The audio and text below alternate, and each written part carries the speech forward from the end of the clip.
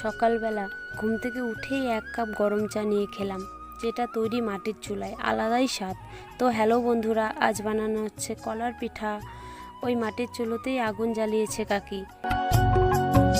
প্রথমে কলাগুলো ভালোভাবে মেখে নেওয়া হলো। অনেকের এইভাবে হাতে মাখা নিয়ে কেমন লাগতেই পারে, কিন্তু গ্রামে বেশিরভাগই এভাবেই মাখে।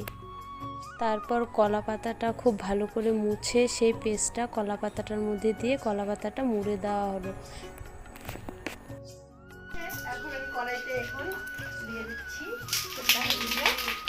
একবারে দুটো দিতে পারবা, তিনটেও দিতে পারবা, বড় কড়াই হলে ভালো হবে।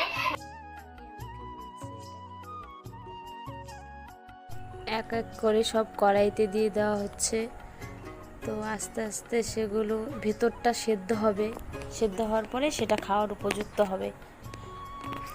মাটির চুলার ধোঁয়া আর কলা পাতার ঘ্রাণ পুরো বাড়িটা ভরে গেছে।